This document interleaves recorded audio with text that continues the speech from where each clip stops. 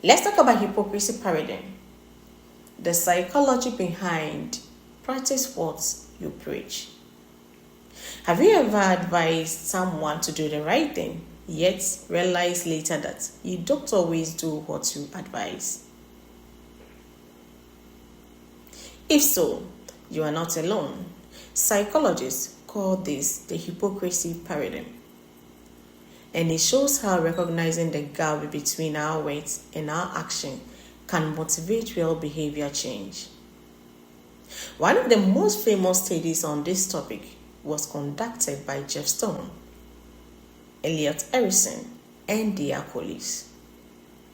Their research was the first reported in 1991 and then expanded in a larger study published in 1994.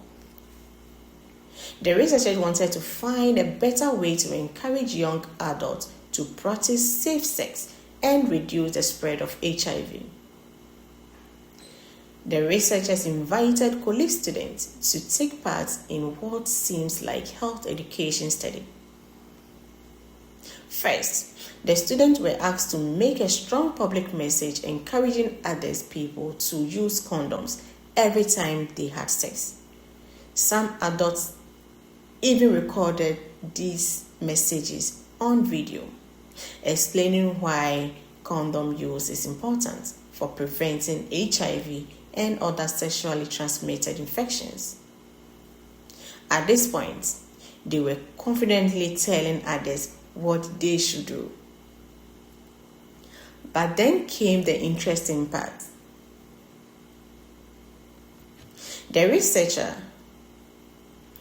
asked the same student to think carefully about their own life.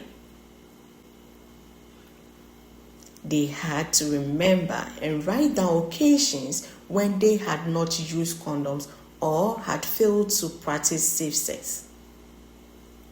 Imagine how that must felt. Just a few minutes earlier, they had been encouraging everyone else to use condoms. Now, they were confronted with the fact that they hadn't always followed the advice themselves. The uncomfortable feeling is called cognitive dissonance. The mental discomfort we experience when our actions don't match our belief or values. In this case, the researchers created what is known as induced hypocrisy.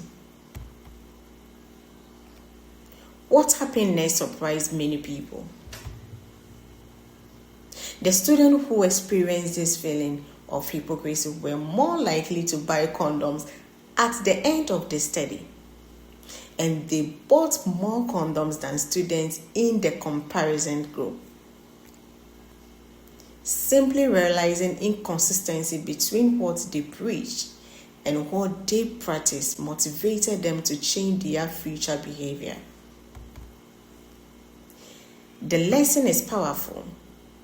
People don't always change because someone told them they are wrong. Sometimes, lasting changing happens when they honestly recognize the gap between their own values and their own behavior.